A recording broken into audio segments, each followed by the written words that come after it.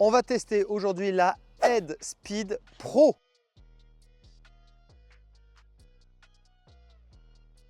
Alors attention, c'est pas n'importe laquelle, c'est une raquette en tamis 97 comme Joko, donc c'est du 626 cm² en 16-19 et 305 grammes, donc c'est une raquette qui est quand même pas pour tout le monde. Et évidemment mon point de comparaison, c'est toujours ma T-Fight 305S, c'est un tamis en 98 à 305 grammes. Les deux raquettes sont cordées en Razor Soft de chez Technifibre en 1,25 à 18 kg. Donc je vais commencer comme d'habitude avec ma raquette et après je vais passer sur celle en tamis 97, la Headspeed Pro.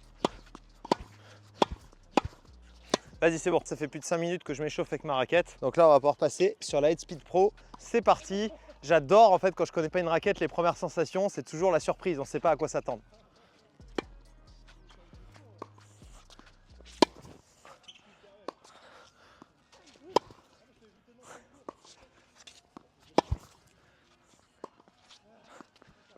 Alors là j'ai un peu le vent dans le dos, hein. Donc pour l'instant j'arrive à jouer long. Il va falloir que je vois de l'autre côté. Parce que tamis 97 c'est quand même très petit, surtout pour le tennis moderne. Par contre, premières sensations sont excellentes. Les raquettes en tamis petit vous donnent des très bonnes sensations. Mais le piège avec ces raquettes, c'est que la vraie question à vous poser, c'est comment ma balle rebondit en face. C'est le rebond en face qui va vous dire si ça vous fait bien jouer ou pas. Il ne faut pas confondre les sensations avec le rendement réel de la balle. Ah, le slice, pour le coup, le slice c'est monstrueux avec. Comme toujours avec les tamis petits. On fait une série du fond avec Tristan pour bouger. Le principe est extrêmement classique, j'engage croisé, il rejoue croisé, le point ouvert. Le premier qui a une balle engage dans l'autre diagonale à chaque fois. Ah. Ah. Première sensation me déplaçant sans surprise. Super sensation en termes de feeling. Par contre, c'est dur de jouer long. Clairement, je me sens beaucoup plus vulnérable et je sens que ma balle au rebond en face n'a pas beaucoup de vie.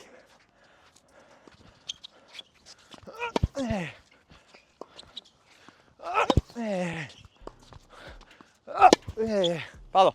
2-2. Ah. Ouais, bravo. En fait, contrairement à la Speed MP, où je sens que là je pouvais bastonner, si je prends des images, j'ai plus envie de jouer comme Sinner avec la MP. Avec la Pro, du coup, je me sens un peu plus obligé de jouer comme Joko, c'est-à-dire beaucoup plus diriger la balle et la porter. Et en fait, je trouve que beaucoup de gens sous-estiment l'impact d'une raquette sur votre jeu, dans le sens ça vous pousse à jouer d'une certaine façon. Donc là, clairement, je me sens obligé d'allonger parce que je ne peux pas faire comme j'aime d'habitude, c'est-à-dire frapper avec beaucoup d'impact, beaucoup d'effet quand je touche la balle. Parce que l'effet prend moins et que j'ai du mal à jouer long. Donc pour trouver ma longueur, c'est ce qui va me protéger. J'ai envie de diriger et d'allonger mes fins de geste. Donc j'essaye de faire comme ça.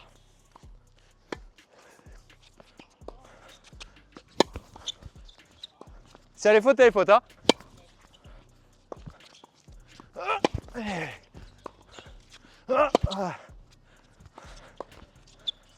Le slice, comme toutes ces raquettes là, comme j'ai dit, hein, de l'autre côté, c'est énorme. 4-4. Ah non! 5-4. Du coup, ça me pousse à jouer différemment, à porter plus, j'ai du mal.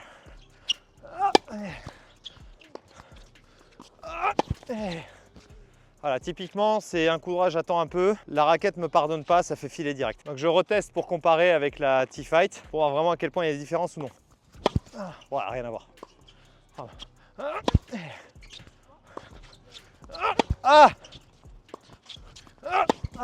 Déjà avec celle-là, je peux vraiment gratter, faire monter et plonger la balle. Avec l'autre, je peux pas. Et du coup, je me suis habitué dans la série à jouer en portant. Donc avec celle-là, il ne faut pas que je joue en portant, il faut que je joue agressif. Du coup, il faut que je me règle.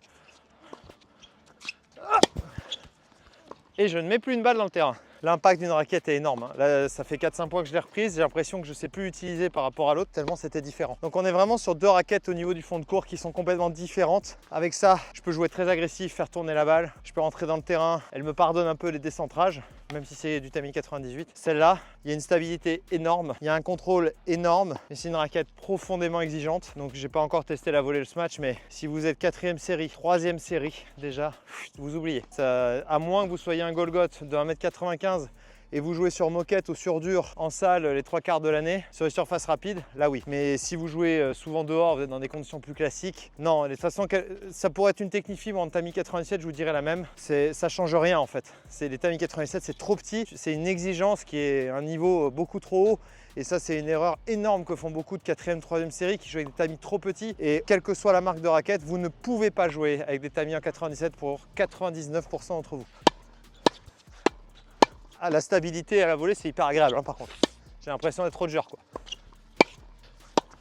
Et pareil, il faut que je fasse pas mal d'efforts physiques pour que la balle aille loin. Il faut vraiment que je traverse. Alors que je suis à 18 kg, hein, je rappelle, hein, je tends pas fort.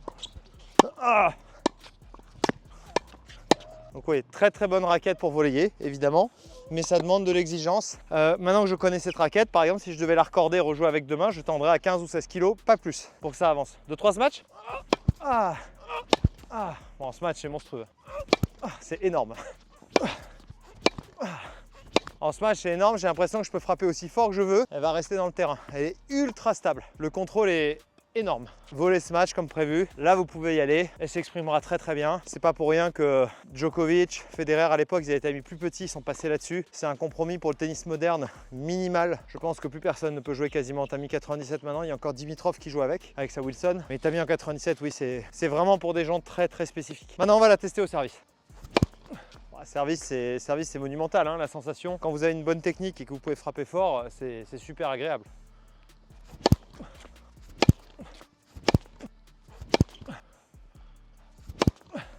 Qu'est-ce qu'il faut mettre comme énergie là pour que ça parte, notamment en slice? C'est fatigant, c'est hyper agréable mais c'est fatigant comme raquette. Alors, bilan de la raquette. Au service, frapper droit devant, fort. Si vous avez une bonne technique, c'est super agréable. La prise d'effet au service sur le slice externe est correcte, mais il faut quand même en mettre de l'énergie. Et la seconde balle, elle demande beaucoup d'énergie. Ce que je pourrais dire sur cette raquette, contrôle 5 sur 5, bien évidemment. Au niveau de la puissance, je ne peux pas mettre trop parce que c'est vraiment pas une raquette c'est une raquette qui demande beaucoup d'énergie pour faire avancer la balle. Je vais mettre 2,5 sur 5. Je pourrais mettre un chouïa moins, mais j'ai pas envie d'être trop dur parce que quand on est bien physique et qu'on a les bons appuis, c'est une raquette qui avance quand même.